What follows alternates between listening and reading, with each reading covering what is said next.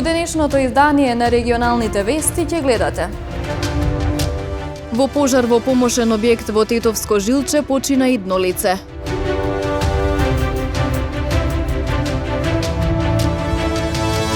Земјава зафатена со поларен бран од жолта фаза. Температурата во Тетово се спушти до минус 15 степени.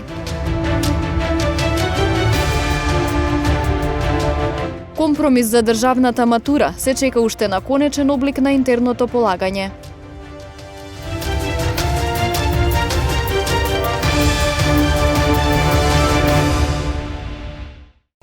Во пожар во помошен објект во Тетовско Жилче почина едно лице. 3 противпожарни возила и 7 пожарникари учествувале во гаснење на пламенните јазици. 80-годишна жена загина во пожар кој се случи утрово во Тетовското село Жилче. Таа престојувала сама во помошниот објект до куќата каде настанал пожарот, кој во 7 часот го пријавил нејзиниот син. Откако биле локализирани пламените јазици, пожарникарите го извадиле безживотното тело. Причината е материјална штета, односно опожарена една соба и кровната конструкција.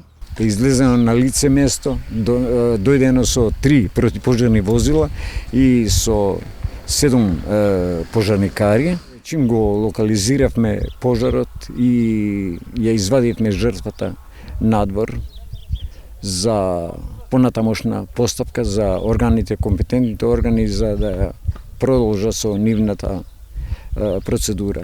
Според пожарникарите, првично причината е во уредот за грејење на дрва кој го користела.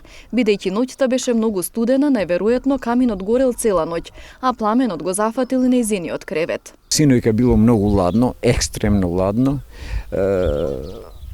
Мислиме дека жената покушала да го запали чумбето. Пожарот го фатил и душекот, кај што била легната креветот жената, починатата жена.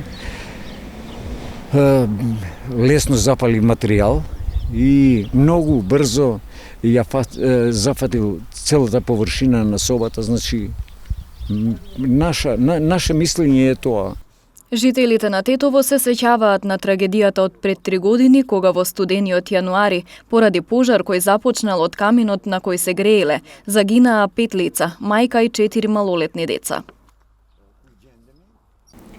Денеска земјава е зафатена со поларен бран од жолта фаза. Температурата во Тетово се спушти до минус 15 степени.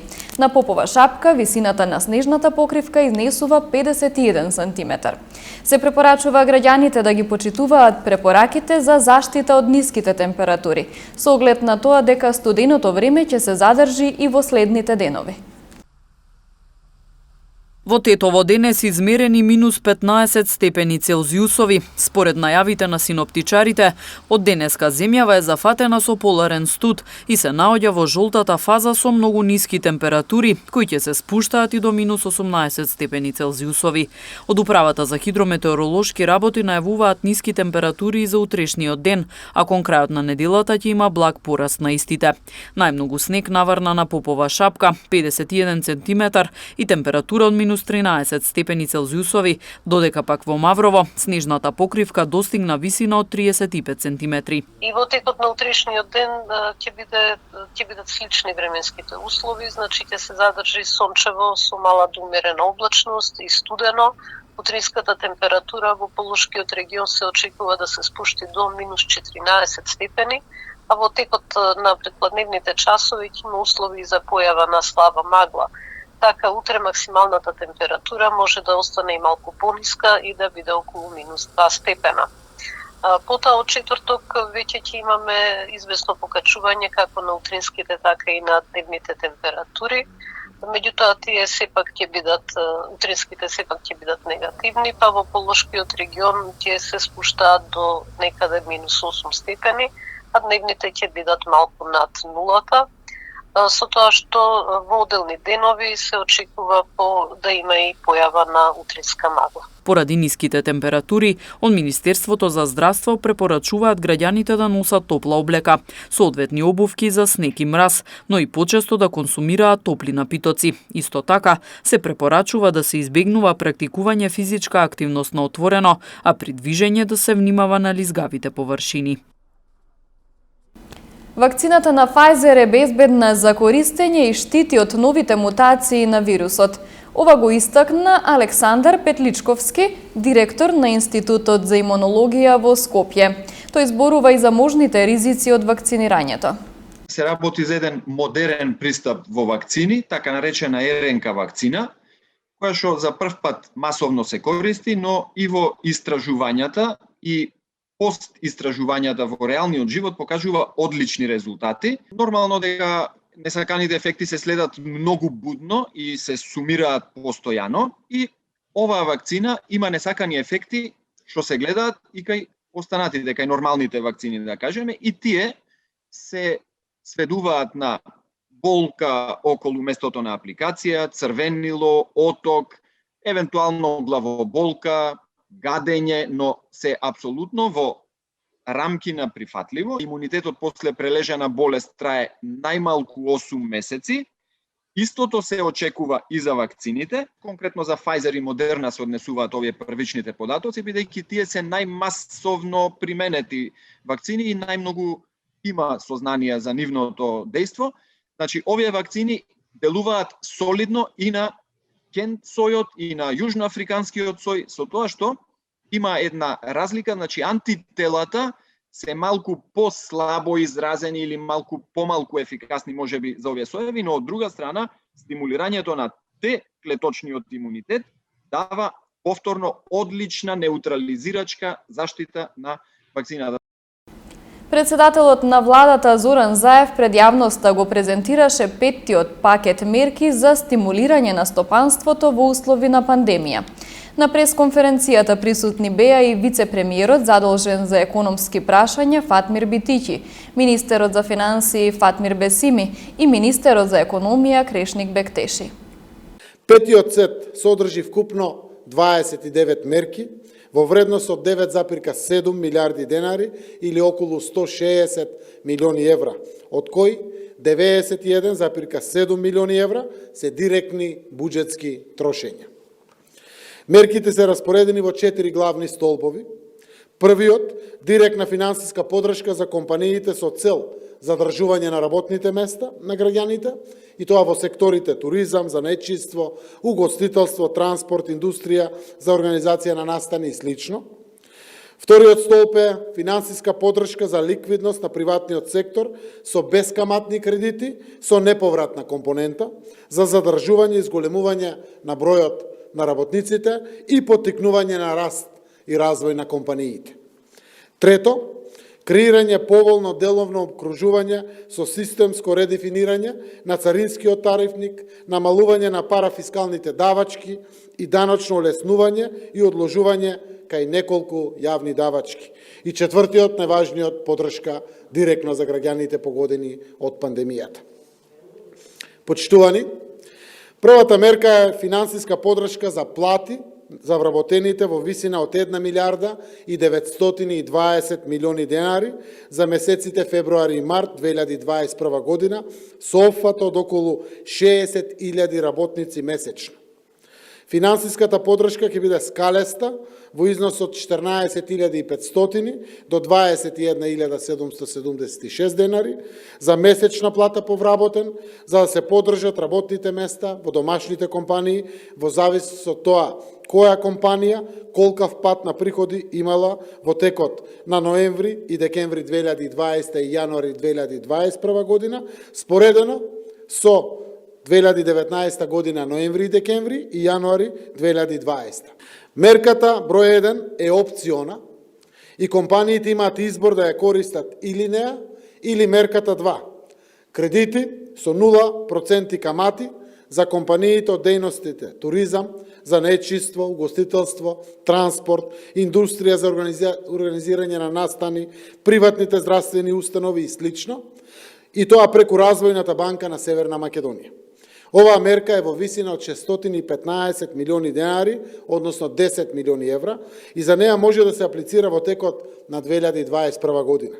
Оваа мерка се однесува на самостојните вршители на дејност и на приватните здравствени установи.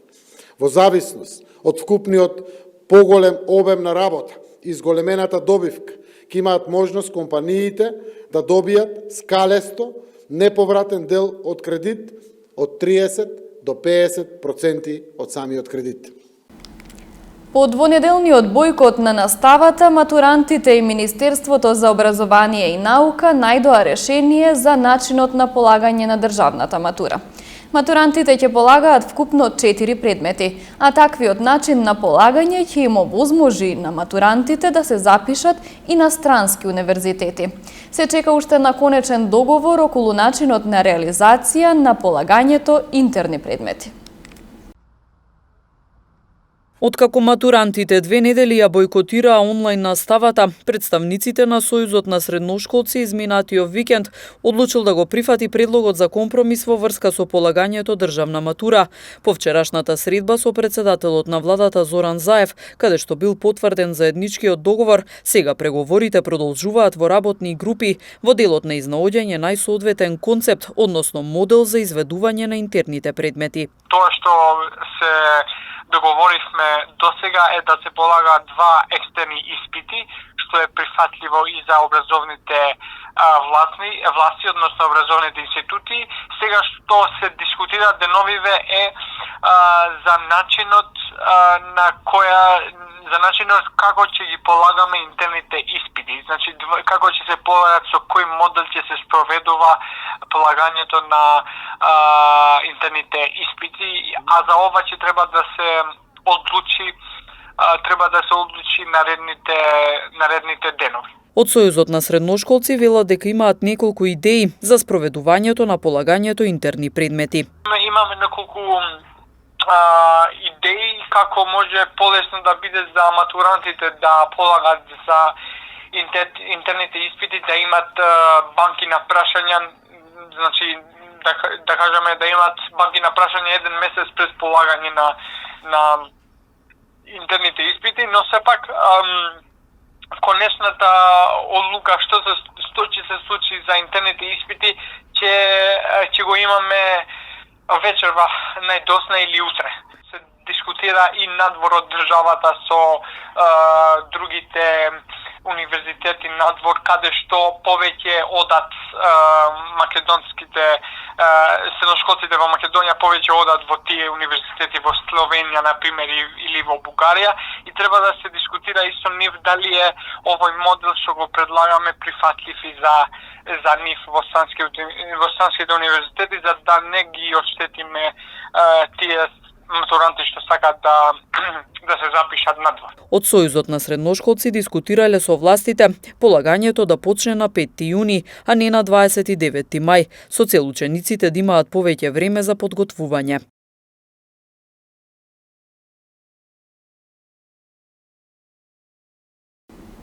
Отворено писмо до председателот на владата Зоран Заев упатија од еколошкото здружение на граѓани Фронт 21 низ 42.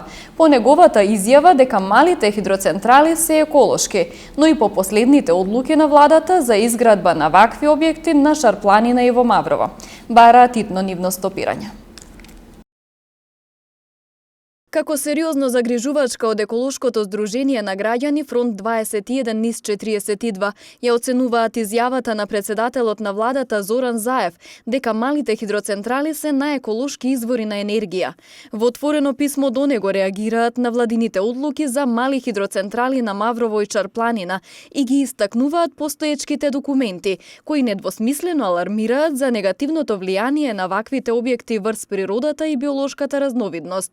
Потенцираат дека сите надлежни институции во државата имаат законска обврска да ги почитуваат и спроведуваат. Писмото до премиерот Зоран Заев го испративме затоа што сметаме дека е навистина поразителна изјавата дадена на пресконференција дека малите хидроцентрали се најеколошките енергетски проекти. Не само што вистината е многу различна, односно спротивна на тоа тврдење, туку малите хидроцентрали се далеко покомплексен проблем во државава, кој што задира не само во заштита на животна средина и природа, во себе вклучува корупција, владење на правото, односно невладење на правото. и заради тоа решивме да се обратиме на тој начин до премиерот. Истовремено во писмото подсетуваат дека проценката на влијанието на новиот закон за прогласување на дел од Шарпланина за национален парк многу јасно го оценува влијанието на малите хидроцентрали, како и на отворениот меѓународен случај против земјава пред Бернската конвенција. Од тоа што го напишавме во писмото, како најсериозно би го истакнала продолжувањето на рокот за изградба на две мали хидроцентрали, Шировница 5 и 6, на територијата на Националниот парк Маврово. Ова продолжување се случи, односно владата донесе одлука за ова продолжување неполни 2 недели откако Комитетот на Бернската конвенција 7 година поред ја го повтори барањето македонските власти да го стопираат итно, че веќе 7 години итно треба да стопираат изградба, меѓутоа и било какво продолжување на концесии, дозволи, значи административни процеси за мали хидроцентрали на територијата на Националниот парк. Меѓународните договори, меѓународното право не е работа на избор, дали ќе го почитувате или не. Со одлуката да ги продолжат тие рокови за изградба на мали хидроцентрали, владата, прекршувајќи го меѓународното право, го прекршува и уставот. Од еколошкото здружение Фронт 21/42 бараат до премиерот да се донесе одлуки за итно стопирање на сите планирани хидроцентрали, како и да се воведе забрана за изградба на вакви објекти во заштитени подрачја, која е наведена во владината програма во делот Заштита на животната средина. Двајца повредени работници во фирма, од кој едниот им подлегнал на повредите. Затворен угостителски објект кој што работел по истек на дозволеното работно време. Санкционирани возачи кои управувале возила без возачка дозвола. Во продолжение слушнете ги деталите од полицискиот билтен. Во текот на изминатото деноноќие за неносење заштитни маски на вкупно 50 лица, 32 лица од Тетово и 18 од Гостивар, изготвени им се прекршочни платни налози, согласно член 6 од соодветната владина уредба. Во овој период на Тетовско-Гостиварското подрачје на 74 лица од Тетово и 15 лица од Гостивар, изготвени им се нови решенија за изолација од Државниот санитарен и здравствен инспекторат, а контроли им биле извршени на 233 лица од Тетово и 102 лица од Гостивар со вакви решенија и при тоа не било констатирано непочитување на истите. Вчера вечер околу 21 часот и 35 минути полициски службеници на СВР Тетово лишиле од слобода 48 годишникот Тетовско Вешала, чиј угостителски објект на улица Илинденска во Тетово работел по дозволеното време и во него биле затекнати 7 гости. Објектот бил затворен од Државниот пазарен инспекторат. По целосно расчистување и документирање на случајот против 48 годишникот ќе биде изготвен поднесок за непостапување според здравствени прописи за време на епидемија, согласно член 206 од Кривичниот законник. Во исто време лишена од слобода била и косовската државјанка на возраст од 18 години, која се наоѓала во објектот, а која илегално влегла во нашата земја и непријавено престојувала на подрачјето. Таа е задржана во полициската станица Тетово за натамошна постапка. Вчера во 17 часот и 15 минути било пријавено дека околу 16 часот и 30 минути во фирма во Тетовско Боговиње при извршување работни задачи еден од вработените се здобил со повреди од кои починал на лице место, додека 31 годишен маж исто така вработен во фирмата се здобил со тешки телесни повреди, констатирани во Тетовската клиничка болница. Јавен обвинител и екипа од СВР Тетово извршиле увид и се преземаат мерки за документирање на случајот. Во рамките на засилените контролни активности на Тетовската полициска станица за безбедност на патниот сообраќај, вчера биле откриени и законски санкционирани 5 возачи кои ги управувале возилата без положен возачки испит и валидна дозвола за тоа. Двајца возачи почетници кои не се придржувале на законските ограничувања, 4 возила со истечена регистрација на 30 дена, а 6 непрописно, односно погрешно паркирани возила подигнати се од Тетовската пајак служба. Овие и другите вчерашни прекршоци заокружени се со соодветни поднесоци.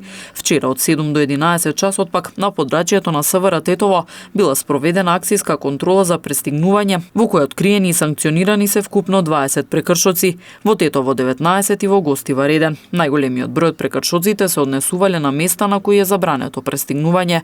При контролата санкционирани се и 8 други видови прекршоци, 7 во Тетово и 1 во Гостивар.